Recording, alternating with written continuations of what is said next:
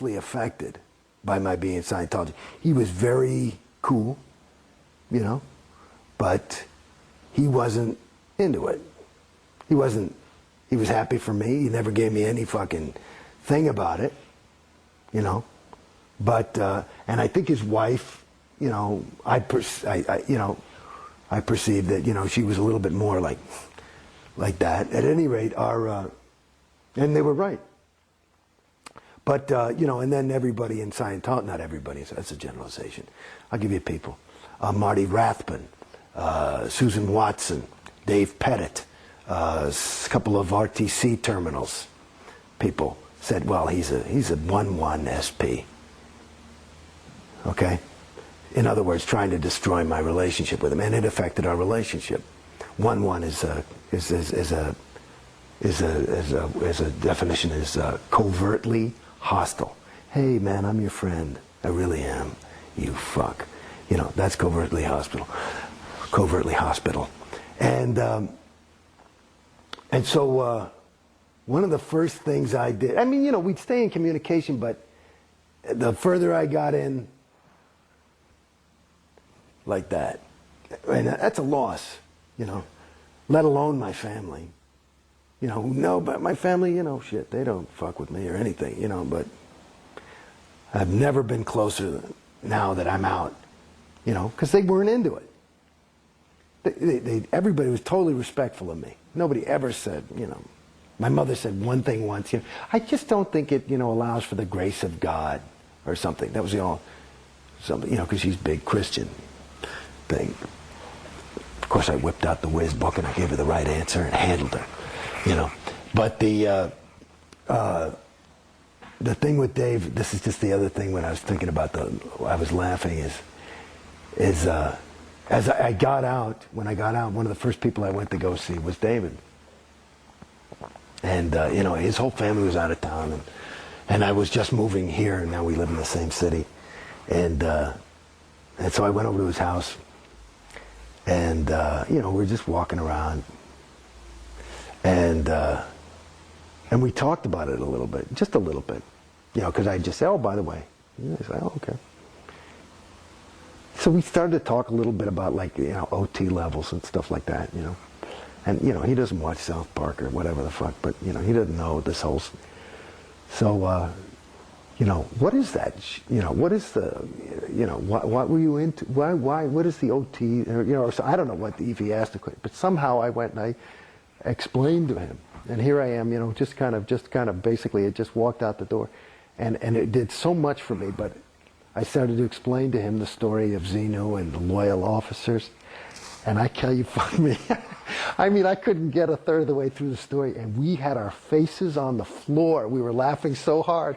I mean, you couldn't even talk. You was just, because it's retarded. It's insane. What was your reaction, though, when you saw the packet with the info? How did you react? Well, that's the other thing. I got to say, I mean, like I had told you earlier, I had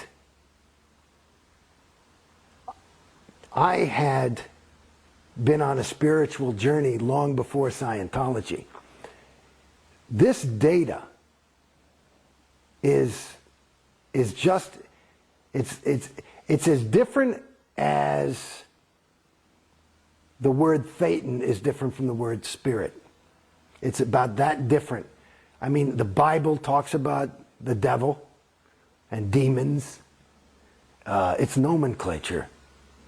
You know, entities is what they talk about in these New Age religions.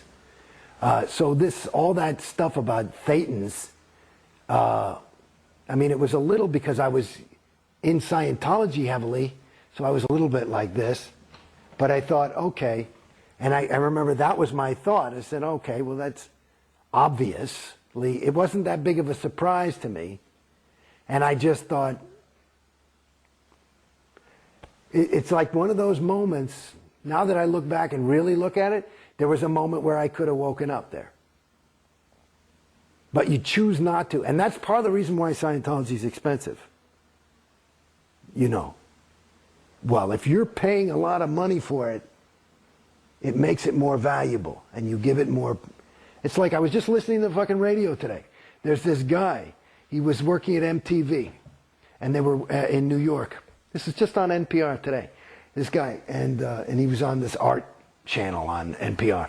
And he was working at MTV, and they were talking about packaging and marketing and how important it is. And the guy, and he was talking and saying it was important, and that it was, this other guy said, it's not that important. He says, bullshit. And they had a little bit of an argument, and he said, well, let me see, let me show you something. And he went, and he was in New York, and he went and he grabbed little garbage, and he put them in little plastic boxes, and he put a little stamp on them and dated them and signed the, you know, and numbered them, and he's selling them for $50 each as art. Started as $10 as just a, and it was like a little gift, but now that they're up there $50 and $100 each, the people are actually calling them art. So it's an interesting thing. So again, it's your own, you're driving the car. It's just that you don't realize that the car, as a Scientologist, because you're in the trap, it's got a pre-rigged route. It's called the bridge. And so you feel like this is this easy life. I just got to sit here and the car basically drives itself. All I got to do is show up at the church and I'll be happy. And there you are. And you're on the bridge to total freedom. To total freedom. Yeah, they free you from yourself. That's one of the brutally ironic things about Scientology, when they have a slogan called "Think for Yourself." Yeah. And you find yourself thinking exactly what Scientology wants you to think, it seems. No, but you're doing it yourself. That's why it's pretty good. I mean, it's really insidious. It's quite, it's so bold and bald-faced that, you know, you just would never suspect it. You know? It's another, reminds me, you remember those, I used to smoke cigarettes. And so I was smoking cigarettes and I wanted to quit and I couldn't quit, and I'm smoking. And then these new cigarettes came out from American Spirits. And I say, and they're supposed to be all natural, right? And the fucking thing on it, it said addictive free. And I said, bullshit. So I start smoking, and I'm down to like 2 cigarettes a day. And I'm like fucking disseminating the shit out of these things. They're the best cigarettes in the world. And I'm telling everybody, these are addictive free. I'm hardly smoking at all. I say, look, it's addictive free. It says, that's not, it says additive free. I went right back to a pack a day. So it's the same kind of, you know what I'm saying? It's you know, you're playing the game by yourself. It's a mental. Well, I don't think it's fair to say by yourself, because it seems like this entire structure of Scientology has been built to funnel you onto the bridge and keep you on the bridge. Yes, yes, and those people that I suspect, again, I'm not an expert, and this is some of the things. This is one of the things that I can't fully confront yet. I can say that, in my opinion, that the lion's share, at least. Well over 99% of your Sea Org people are the truest of the true believers. Okay? So they are really there they're trying to help you. And they'll not take no for an answer. It's like, you know, your son wants to touch the stove, and, you know, you're willing to physically stop him, even though he's sure that he wants to see that beautiful blue thing that's dancing there and touch it. Right? And maybe even put his hair in it or something. You know what I mean? He doesn't know what fire is. They are willing to give their lives practically to keep you on the bridge, because this is for your own good. So, but they are doing it. That's just one individual, and that individual is doing his job. There's not a lot of them that need to be told to get up in the morning. They're on autopilot too, but the whole group is, it becomes, you know, this living, breathing thing. And the thing that I haven't quite confronted is, I can't quite see what the fuck anybody gets out of it. Like, you know, is COB, does he want $300 million? Is that what it is? Does he want $1 billion? And COB is David Miscavige. I mean, is that it? Is it just this power hard-on? Is, you know, or is it just insanity? You know, I mean, I wonder, is LRH, was he just crazy? You know, there are people, maybe he was an SP, you know, whatever. But I don't know. I mean, the jury's out for me. I haven't, like I said, I can't confirm. I don't see what the fucking, like, if I wanted money, I know for me, if I wanted $1 billion or something like that, I couldn't do that. That wouldn't be a way for me to,